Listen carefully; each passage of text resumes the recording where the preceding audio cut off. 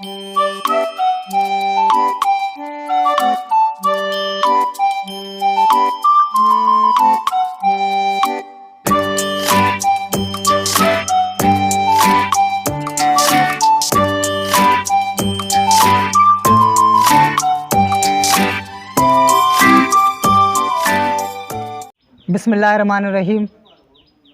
जियां थोरा तीअं थोरा, जियां थोरा तीअं थोरा, पर हथ न हटाए। साणा थियनि सॼण जिन सीणनि विसारियो। पढ़ंदी सिंध त वधंदी सिंध।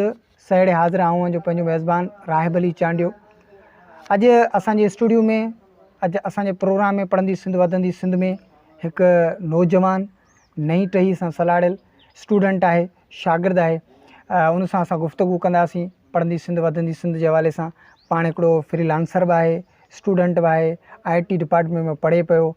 ऐं जेके अक्सर शागिर्द, अक्सर नौजवान यूनिवर्सिटी पास आउट करे ईंदा आहिनि, पोइ चवंदा आहिनि त असांखे नौकिरी नथी मिले। त उन जे लाइ हिकिड़ो आउं सम्झां थो हिकिड़ो पैगाम आहे। हीउ प्रोग्राम हिकिड़ो उन्हनि जे लाइ हिकिड़ो पैगाम आहे त हिकिड़ो प्लेटफॉर्म न आहे त तव्हां पढ़ी आयो, हाणे तव्हांखे नौकिरी नथी मिले त बसि ॿिया बि खोड़ सारा दुनिया में प्लेटफॉर्म आहे, उते तव्हां पंहिंजो पाण खे मल्हायो। सो अॼु असांजे प्रोग्राम में असांखे जॉइन कयो आहे बरकत अली। उन सां असां गुफ़्तगू कंदासीं। अस्सलाम वालेकुम दादा। वालेकुम सलाम। कीअं आहे तबियत? दुआ मन, तव्हां ॿुधायो? अल्लाह जा एहसान अथव सभु ख़ैर। कीअं पई गुज़रे ज़िंदगी तव्हांजी? सभ खां पहिरियां तव्हांजो शुक्रगुज़ार रहंदुसि जो तव्हां मानी नाचीज़ खे जेको सो टाइम ॾिनो, वरी महिरबानी। असांखां टाइम वरितो। ऐं हा, मुंहिंजो इरादो हुयो पहिरियां कुझु त माना अहिड़ो को प्रोग्राम कजे। सही। तव्हांजी महिरबानी जो तव्हां फस्ट ऑफ ऑल असांखे इन प्रोग्राम लाइ तयारु कयो ऐं इनवाइट बि कयो। वरी महिरबानी। ज़िंदगी तमामु बहितरीनु पई वञे। ऐं तव्हां ॿुधायो तव्हांजी ज़िंदगी? अल्हम्दुलिल्लाह अल्हम्दुलिल्लाह। त तव्हां फ्रीलांसिंग सां सलाड़ियल आहियो, हिकिड़ा स्टूडेंट पियो, IT जा स्टूडेंट आहियो ऐं फ्रीलांसिंग करियो पिया। त असांजो जेको प्रोग्राम आहे पढ़ंदी सिंध वधंदी सिंध, सो तव्हांजे ख़्याल में पढ़ंदी सिंध त वधंदी सिंध जो जेको स्लोगन आहे उहो फ्रीलांसिंग सां कीअं लागू थिए थो?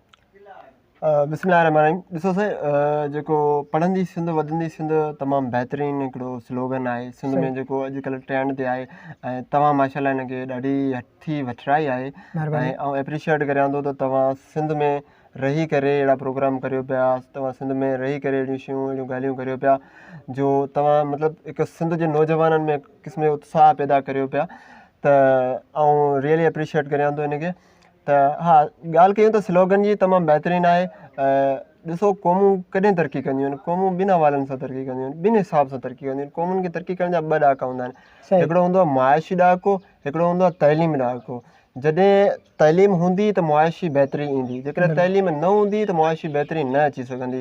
जेकॾहिं मिसाल तौरु असां मिसाल वठूं, असांजो नौजवान सिर्फ़ु जॉब लाइ अप्लाई कंदो आहे। छा लाइ अप्लाई कंदो आहे? जॉब लाइ अप्लाई कंदो आहे। हू पंहिंजो ज़िंदगी, पंहिंजो कैरियर जेको आहे सो हिकिड़ो पंहिंजो पूरो जेको लाइफ स्टाइल ई जॉब जे करे चेंज करे छॾींदो आहे।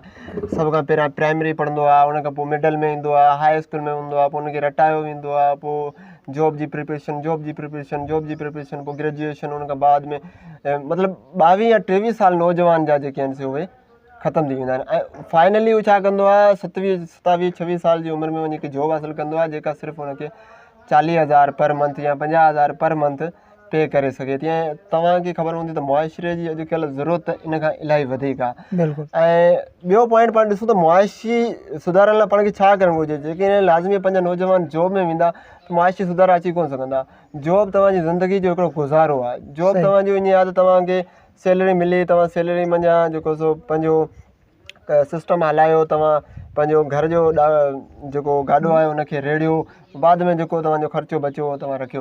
पर जेकॾहिं अव्हां बिज़नेस में आहियो या अव्हां कुझु माना अहिड़ी शइ में आहियो, महारत में आहियो, त उन हिसाब सां जेको आहे मुआशिरो तरक़ी करे सघे थो। इकनॉमिकली जेको पाण चऊं त हिकिड़ो पंहिंजो मुआशी तौरु तरक़ी करे सघे थो। त मुआशियत खे तरक़ी वठाइण में बिज़नेस जो हथु हूंदो आहे, मुआशियत खे तरक़ी वठाइण में स्किल्स जो हथु हूंदो आहे। सही।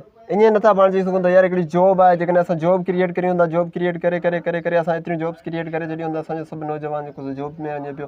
असांजो नौजवान को बि बिज़नेस करण लाइ तयारु न आहे। असांजो नौजवान खे सिर्फ़ु 2 कॉन्सेप्ट जेके आहिनि से विझी विया आहिनि ज़हन में, प्री इंजीनियरिंग प्री मेडिकल, सिर्फ़ु job, pre engineering pre medical, सिर्फ़ु मतिलबु हिकिड़ो असां सर्कल ठाहे छॾियो, उन सर्कल जे चौधारी घुमूं पिया। सही। जी हा। त माना इन्हनि सभिनी शयुनि जेकॾहिं का बि महारत आहे उहा तॾहिं हासिलु थी सघंदी जॾहिं पढ़ंदी सिंध। हाणे पढ़ंदी सिंध में सभई नौजवान अची विया हलिया त नौजवाननि खे पढ़णो पवंदो ऐं उन ते अमल करे पंहिंजो पाण खे मञाइणो पवंदो। सही। अच्छा, छा तइलीम तव्हांजी जेका फ्रीलांसिंग कैरियर में को अहम किरदारु अदा कयो आहे? जी सर, बिल्कुलु। तइलीम त बेसिक आहे न। हाणे मिसाल तौरु तव्हां हिकिड़ी फील्ड में अचूं त इंग्लिश फ्रीलांसिंग में इंग्लिश जो फस्ट जेको आहे सो ईंदो आहे, ई पाण रूल चऊं या पाण चऊं मेन कैरेक्टर जेको आहे सो इंग्लिश जो हूंदो आहे। छा हूंदो आहे त तव्हां क्लाइंट सां डील कंदा आहियो, क्लाइंट सां डिस्कशन कंदा आहियो, त उन में कुझु माण्हू गूगल ट्रांसलेटर इस्तेमालु करे मतिलबु करे वेंदा आहिनि, पर इहो हिकु प्रोफेशनलिज़म न आहे। पर जेकॾहिं क्लाइंट तव्हां सां मीटिंग करणु चाहे थो, फेस टू फेस मिलणु चाहे थो, या गूगल मीट ते तव्हांजी कैमरा ओपन करे तव्हांजी फेस एक्सप्रेशन्स ॾिसणु चाहे थो, तव्हांजी बॉडी लैंग्वेज ॾिसणु चाहे थो, त तइलीम हिकु वॾो अहम किरदारु अदा करे थी।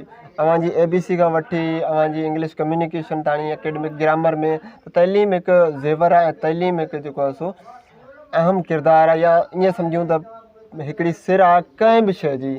फ्रीलांसिंग लाइ त तमामु बहितरीनु आहे ऐं तमामु जेको आहे सो ज़रूरी तइलीम हूंदी आहे ऐं तइलीम इंतिहाई ज़रूरी हुजणु घुरिजे। ऐं तइलीम जेका असां वटि अनफॉर्मल एजुकेशन हले पई आहे न, कुझु इन खां वधीक वॾी लेवल ते असां जेकॾहिं तइलीम हासिलु करियूं त उहो सही रहंदो असां लाइ। जीअं कुझु फॉरेन जा बुक्स पढ़ूं या नॉवल्स पढ़ूं, इंग्लिश में पढ़ूं ऐं इंग्लिश जे ते कुझु फोकस ॾियूं, त तइलीम ज़रूरी आहे, इंतिहाई ज़रूरी आहे फ्रीलांसिंग लाइ। अच्छा हा। अच्छा, हिन वक़्तु तव्हां स्कॉलरशिप जे लाइ जेको आहे जे ज़रिए तव्हां सिंगापुर जे लाइ तयारु थियो पिया, तव्हां कीअं महसूसु करे रहिया आहियो त तव्हां हिकिड़ो सिंगापुर जे लाइ स्कॉलरशिप ते वञो पिया, ऐं उन सां गॾोगॾु जेके ॿिया शागिर्द आहिनि असांखे तव्हांखे पंहिंजी मुंहिंजे स्क्रीन ते ॾिसणु पिया, या जिन ताईं इहो पैगाम पहुतो आहे त तव्हां स्कॉलरशिप ते वञो पिया, त उन्हनि खे कहिड़ो पैगाम ॾियणु पसंदि कंदो? अच्छा सर, सभ खां पहिरियां त इहो चवणु चाहींदुसि त इंटर्नशिप आहे। स्कॉलरशिप जो हिकिड़ो पाण वटि कॉन्सेप्ट आहे, लेकिन बेसिकली हीअ जेको आहे 6 महीननि जी पेड इंटर्नशिप आहे। ठीकु आहे। सही। त पहिरियां मूंखे 2024 में डिसंबर जे महीने में कतर में ऑफर आई कंपनी खां, त 3 ॾींहंनि जी विज़िट ते असांखे AI इनोवेशन्स लाइ अचो असां वटि। असांजी जेका आहे सा कंपनी खे विज़िट कयो ऐं उन लाइ AI इंफ्रास्ट्रक्चर खे बिल्ड कयो, उन लाइ AI इंफ्रास्ट्रक्चर सिस्टम ठाहे ॾियो असांखे। सही। अच्छा, हीअ जेको ऑफरूं तव्हांखे फॉरेन कंट्रीज़ खां अचनि पियूं, इहो फ्रीलांसिंग कमु शुरू करण खां पोइ अचनि पियूं? पहिरियों न पियो। ठीकु आहे। त उन में इहो थियो त सभ खां पहिरियां त जॾहिं नंढड़ो हुयुसि, पहिरें ॿिए क्लास में हुयुसि, तॾहिं मुंहिंजो उस्तादु हूंदो हो, मुंहिंजो चाचो भाई साईं मिस्री, उहो मूंखे चवंदो हो त तव्हांजी इंग्लिश बहितरीनु आहे, तव्हांखे स्विट्ज़रलैंड रवानो कंदासीं। माशाल्लाह। त उनजो बि हिकिड़ो ख्वाबु, ऐं मुंहिंजो बि उन ॾींहं खां वठी दिलि में हिकिड़ी ख़्वाहिश हुई त आउं फॉरेन कंट्री खे विज़िट कयां, उते वञी एजुकेशन हासिलु कयां, उते जे इन्वायरमेंट में जुड़िजी वञा, उते जे माण्हुनि सां कल्चर, उन्हनि जी रहणी करणी खे सम्झां, उन्हनि जी बिज़नेस माइंड्स खे सम्झां, उन्हनि खे सम्झां त उहे छा छा कनि पिया ऐं कीअं कनि पिया।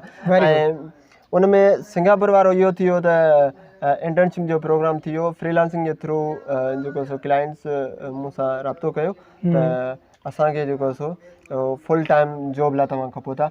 त आउं बेसिकली स्टूडेंट आहियां SAU सब कैंपस उमरकोट जो, त स्टूडेंट थी करे आउं फुल टाइम जॉब त जॉइन नथो करे सघां, इवन रिमोटली बि जॉइन नथो करे सघां। लाज़मी आहे जेकॾहिं 7-8 कलाक आउं लैपटॉप खे टाइम ॾियां या कंप्यूटर ते वेहां त पोइ मुंहिंजी स्टडी जेका आहे डिस्टर्ब थी पए। त उन हिसाब सां मूं इहो सोचियो त ठीकु आहे, ऐं फ़िलहालु जेको आहे सो अव्हांखे फुल टाइम नथो जॉइन करे सघां, पर जेकॾहिं 2 या 3 कलाक मां रिमोटली चवंदो त आउं जॉइन करे सघंदुसि। पर वरी हुननि जो क्लाइंट जो इहो ज़ोर हो त बाबा तव्हां ईअं न करियो, तव्हां जेको आहे सो एज़ ए इंटर्नशिप कयो, यूनिवर्सिटी में कॉन्टेक्ट करियो, ऐं यूनिवर्सिटी वारनि सां असीं कॉन्टेक्ट कंदासीं ऐं तव्हांखे एज़ ए इंटर्नशिप रखंदासीं, जीअं तव्हांजी स्टडी बि जारी रहे ऐं असांखे बि तव्हां कमु ॾेई सघो ऐं तव्हांजो कैरियर बि बिल्ड थी वञे।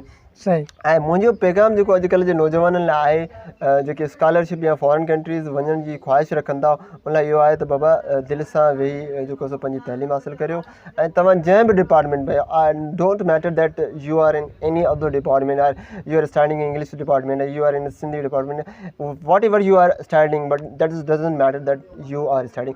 But if you are in IT, information technology, that is the best field for the foreign countries, and if you are getting prepared for for them, then focus on your English, build your communication skills, and focus on your career, and focus on your first of all focus on your skills. That is much better.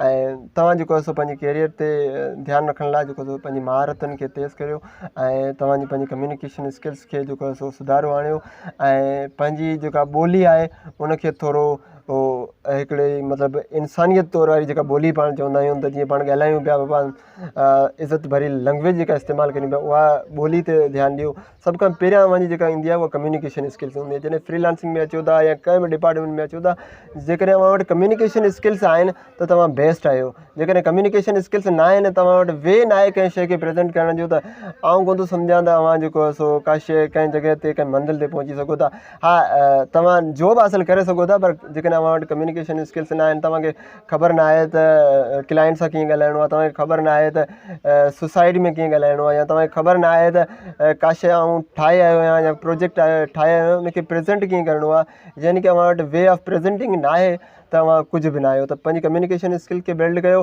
पंहिंजी तइलीम ते focus ॾियो ऐं सिर्फ़ु marks या grading ॾे न वञो मार्क्स सिर्फ़ु तव्हांजो डिग्री खे कंप्लीट करण में हिकु क़िस्म जो हिकिड़ो चंड आहे उहो लॻंदो आहे उहो कुझु ॾींहंनि लाइ तारो या चंड उहो लॻियलु हूंदो आहे हिकिड़े क़िस्म जी रसीद पाण चई सघूं रसीद आहे degree just a piece of paper nothing त अव्हां वटि जेकॾहिं स्किल न आहे न त कुझु बि न आहे त स्किल खे ते फोकस करियो कम्युनिकेशन स्किल्स ते फोकस करियो सॉफ्ट स्किल्स जेके पंहिंजियूं अचनि थियूं जीअं टाइम मैनेजमेंट आहे ऐं ॿियूं जेके सॉफ्ट स्किल्स आहिनि असां वटि उन्हनि ते बि फोकस करियो त मुंहिंजे प्रोग्राम पैगाम इहो ई हूंदो अव्हां लाइ त तव्हां इनखे इन्हनि चइनि या पंजनि यानी कि जेको तव्हां वटि तव्हांजे अंदरि मौजूदु आहे हिकिड़ा माण्हू अहिड़ा हूंदा आहिनि पंहिंजे हुनर खे पंहिंजे स्किल्स खे ॿाहिरि ज़ाहिर कोन करे सघंदा आहिनि यार हीअ अलाए चइनि माण्हुनि में आऊं करियां अलाए माण्हू छा चवंदा हिकिड़ो इहो जुमिलो जेको हूंदो आहे इहो बि माण्हुनि खे कुझु करणु कोन ॾींदो आहे तंहिंजे करे उनजे अंदरि जेका स्किल्स आहे अंदरि मौजूदु आहे इंसान जे अंदरि जेका मौजूदु आहे उन ते अमल करे